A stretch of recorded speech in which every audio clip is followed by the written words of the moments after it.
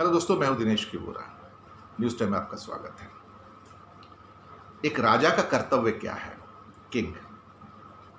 अब किंग बदल गए हैं। अब उनको कई जगह किसी भी नाम से बुलाते हैं। अलग अलग देशों में अलग अलग नाम है उनके। वो किसी को राष्ट्रपति कहते हैं, किसी को प्रधानमंत्री कहते हैं, किसी को चांसलर कहते हैं, कहीं कहीं राजा भी कहते हैं, कहीं कहीं रानी भी हैं, कहीं कहीं जो उनके हेड ऑफ स्टेट्स हैं उनको कुछ और भी नाम से पुकारा जाता है। पर एक आम भाषा में राजा का काम क्या है? राजा का काम है या एक राज्य का, देश का काम क्या है? अच्छा समय होता है तो देश का काम है देश का विकास करना, लोगों से कर लेना, टैक्स लेना, उचित मात्रा में टैक्स लेना और उस कलेक्टेड टैक्स से उस देश का भला करना, उनके ऊपर खर्चा करना, लोगों की भलाई के काम करना।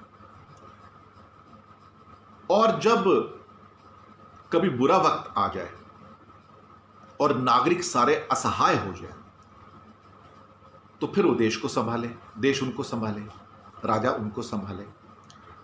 यही राजधर्म है।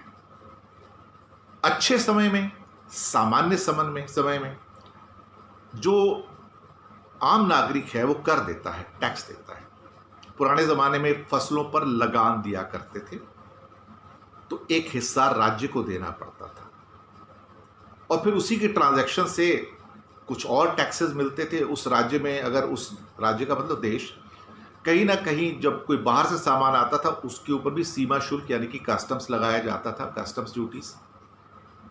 और उससे जो राजस्व यानी कि रेवेन्यू मिलता था वो राजकोष के अंदर राजा के खजाने में चला जाता था और उसी राजा के खजाने में से सारे राज्य के विकास कार्य होते थे।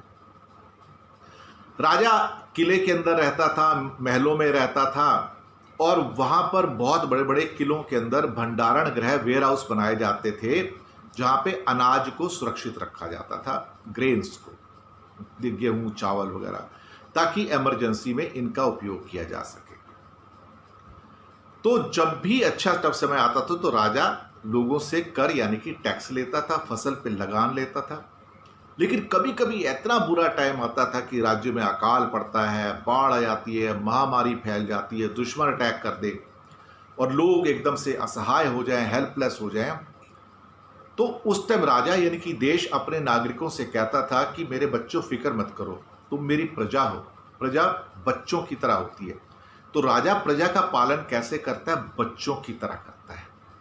तो कहता है कि मेरे बच्चों, तुम फिक्र मत करो, अच्छे काल के अंदर तुमने हमेशा अपने देश के लिए त्याग किया है, अब मैं तुमसे त्याग नहीं मांगूंगा, अब मैं तुम्हारे लिए करूंगा।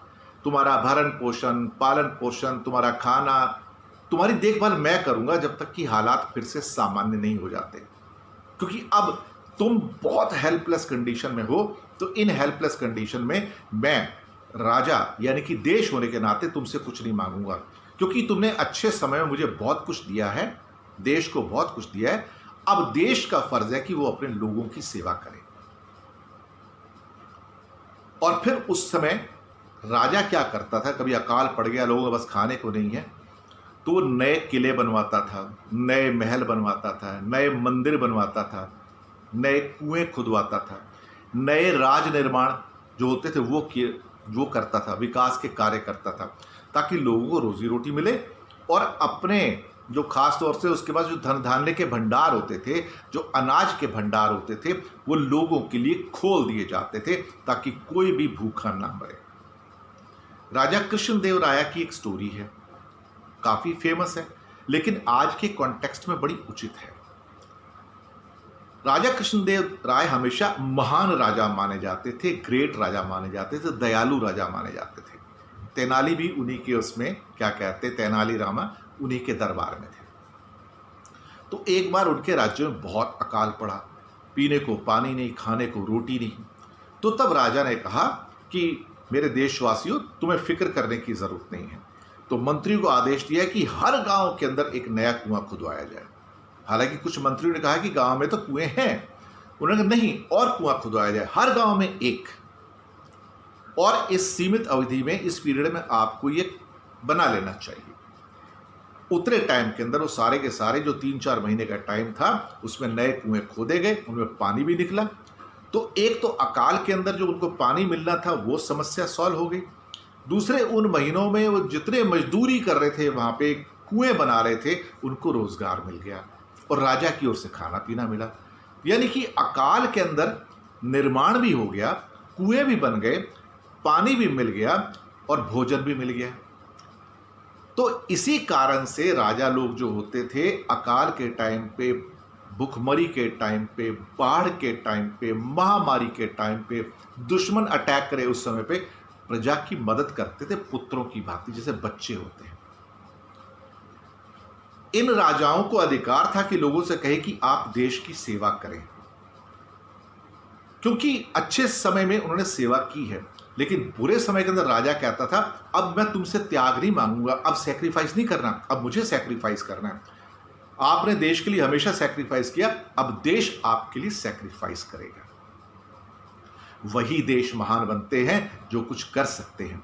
यानी कि जो देश हमेशा अपने नागरिकों से लेता है वो महान कभी नहीं बन सकता, क्योंकि जो देश देना नहीं जानता, जो व्यक्ति देना नहीं जानता, the person who cannot be A giver cannot become a great.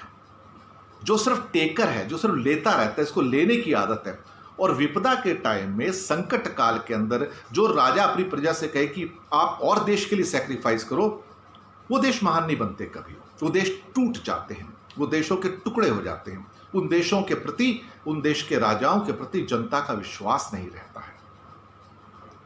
आज जापान को आप देखिए, महान राष्ट्र बना है। कैसे बना? अभी एग्जांपल कि उन्होंने अपना जो इकोनॉमिक पैकेज दिया वो $2 ट्रिलियन का दिया, $2000 बिलियन का। हमारा हिंदुस्तान का पैकेज तो मुश्किल से 20-22 बिलियन का है साहब, कुछ है ही नहीं, हो तो बहुत कम है साहब। आप अंदाजा नहीं लगा सकते कि उन्होंने इसके द्वारा क्या कहने की कोशिश की है कि डायरेक्ट कैश ट्रांसफर सारे नागरिकों के खाते में और प्लस बाकी फैसिलिटी। 40% जीडीपी का हिस्सा झोंक दिया जापान ने आज पैकेज के अंदर, 40%। ये कहने का मतलब ये था, जापान ने कहा कि मेरे बच्चों, तुमने हमेशा मुझे समृद्ध किया, महान राष्ट्र बनाया, महान देश बनाया, त्याग किया मेरे लिए।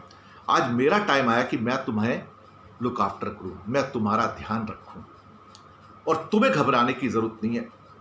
जो मैंने जो पैसे बचाकर रखे थे, जो संसाधन या रिसोर्सेज बचाकर रखे थे, जो तुमने टैक्स दिया था, उसके द्वारा मैं तुम्हें लुक आफ्टर करूंगा, मैं तुम्हारा ध्यान रखूंगा।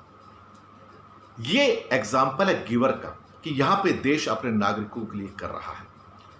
जो देश अपने नागरिकों को दे नहीं सकते संकट काल में, विपदा काल के अंदर, वो देश कभी तरक्की नहीं करते। वो देश हमेशा अंदर से टूटे रहते हैं। वो देश कभी महान नहीं बनते। ये सही बात है। जिन्हें देना नहीं आता, जिस राजा को और जिस देश को अपने नागरिकों को देना नहीं आता, वो देश महान नहीं बनते। यही राजधर्म है, यही असली धर्म है। ऐसे ही शासन चलना चाहिए। पर क्या आज जापान जैसे एग्जाम्पल दुनिया में कहीं और हैं क्या? जर्मनी में थोड़े हैं, उन्होंने बहुत बड़ा धन दिया अपनी जनता को, अमेरिका भी दे रहा है, लेकिन बाकी मुझे दुनिया में कोई ऐसा कंट्री नजर नहीं आता है जहां पे कुछ इस प्रकार किया जा रहा हो। थोड़ा बहुत बांग्लादेश के अंदर किया जा रहा है, उस लेवल पे नहीं है, लेकिन बाकी तो मुझे कोई देश नजर नहीं आ रहा कहीं पे पूरी धरती के ऊपर जो अपने नागरिकों के लिए कुछ अच्छा कर रहा हो इस ढंग से जापान के तौर पे।